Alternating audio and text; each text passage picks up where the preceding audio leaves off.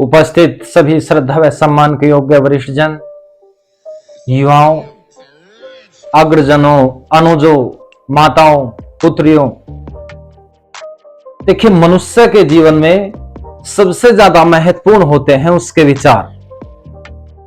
जिसके जैसे विचार होते हैं उसका वैसा ही व्यवहार, वैसा ही आचरण होता है, और जैसा आचरण होता है वैसे ही व्यक्ति कर्म करता है, और जैसा कर्म करता है उसे उसका वैसा ही फल मिलता है। कर्म फल सिद्धांत में लिखते हुए ऋषि कहते हैं कि जिस प्रकार हजारों गायों के बीच में बछड़ा अपनी माता को पहचान लेता है, उसी प्रकार किया गया कर्म, चाहे वह पाप है चाहे वह पुण्य, दाता को उसका परिणाम, उसका फल निश्चित ही मिलना होता है। यह एक अकाट्य सत्य है जिसे हम चाह करके भी नहीं बदल सकते।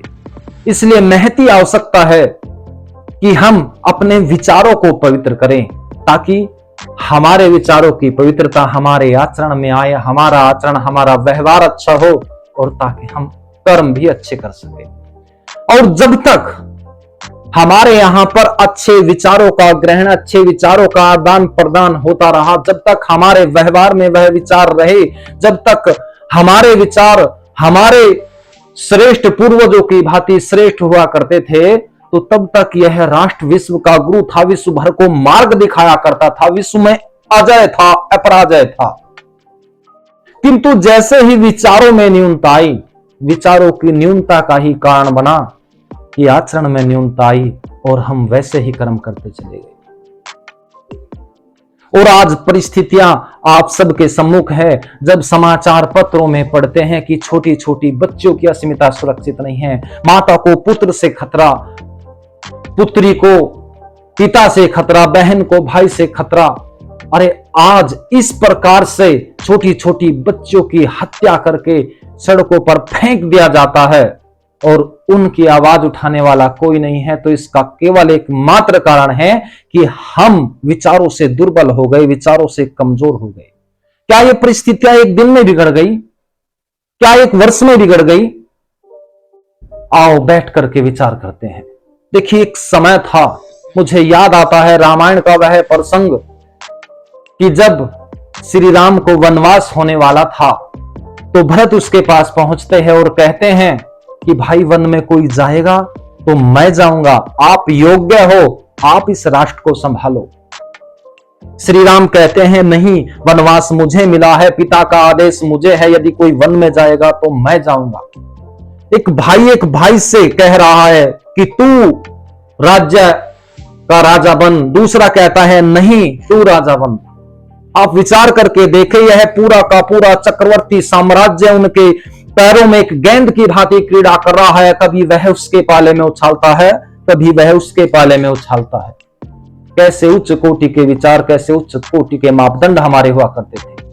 किंतु एक समय वह भी आया कि एक भाई से कहता है कि मैं तो बिना युद्ध के सुई की नोक के बराबर भूमि नहीं दूंगा। अविद्या अंधकार का वह ऐसा युग कि एक भाई से कहता है कि मैं बिना युद्ध के सुई की नोक के बराबर भूमि नहीं दूंगा। अरे भाई तो भाई का दुख बांटने के लिए होता है, भाई तो भाई का साथ देने के लिए हुआ करता था, भाई तो भाई को आगे बढ़ाने के लिए हुआ करता था। लेकिन एक भाई अपने भाई से कहता है कि मैं तो बिना युद्ध के सुई की नोक के बराबर भूमि नहीं दूंगा। ये परिस्थितियां हुई। अरे एक वह समय था कि जब माता सीता को उठा करके उस समय का बलशाली राजा रावण ले जा रहा था, तो एक उसका सहपाठी उसके साथ कक्षा में पढ़ा हुआ था, वीर जटायु, जिसे हमने पक्षी बना दिया। अरे वह वीर जटायु दशरथ का सहपाठी जब देखता है, वानप्रस्थ में वह जीवन यापन कर रहा था, जब देखता है कि दशरथ की पुत्र वधू को रावण उठा करके ले जा रहा है, तो वृद्ध अवस्था में भी वह रावण के सम्मुख तलवार लेकर के खड़ा हो जाता है और कहता है कि रावण, जब तक मेरे तन में प्राण, रगों में रक्त की एक बूंद भी बाकी है, तब तक तू पुत्री सीता को नहीं ले जा सकता। और वह लड़ता है, संघर्ष करता है, जब तक रावण उसे बुरी तरह घायल नहीं कर देता, मार नहीं देता, तब तक वह लड़ता रहता है। किंतु इतिहास में एक ऐसा वह काला दिन भी आया कि जब भरी सभा में द्रौपदी को लाया जाता है, उसे अपमानित किया जाता है, और उस समय का एक महान योद्धा पितामह भीष्म कहा जाने वाला वह महान योद्धा उस सभा में बैठा हुआ है, और उसके सामने ही उसकी पुत्रवधू को अपमानित किया जाता है।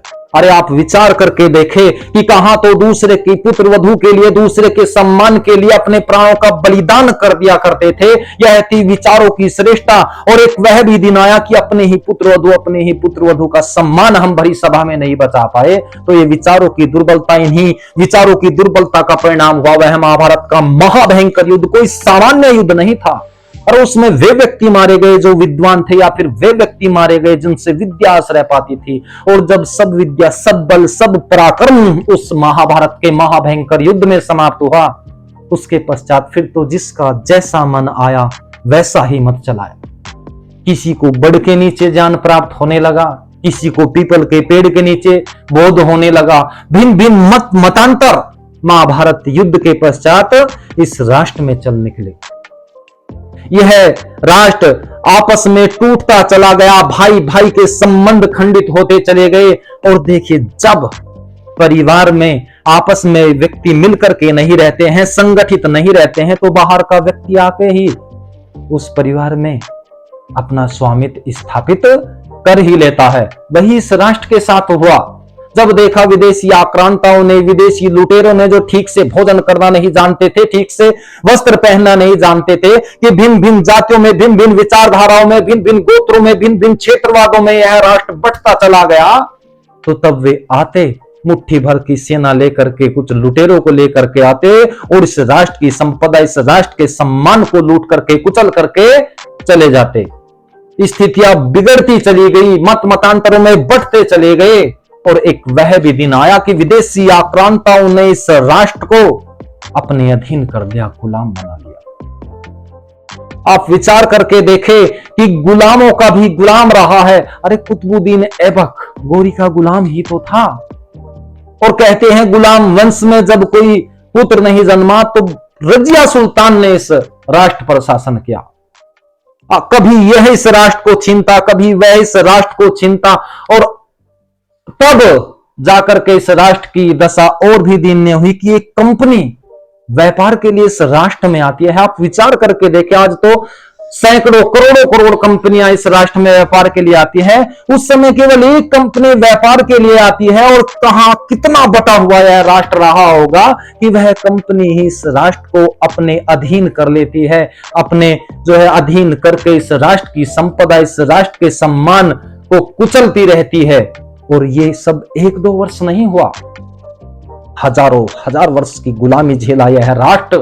देखिए, गुलाम का अपना कोई अस्तित्व, अपनी कोई पहचान, अपना कोई सिद्धांत, अपना कोई विचार नहीं रह जाता है। और जब यह राष्ट्र गुलामों का गुलाम रहता चला गया, गुलाम वंश में भी जब कोई नहीं जन्मा पुत्र, उनका भी गुलाम, एक कंपनी का गुलाम रहता चला गया, भिन्न भिन्न जातियों में बढ़ता चला गया, और आज भी बढ़ रहा है। यह रुकने का काम नहीं।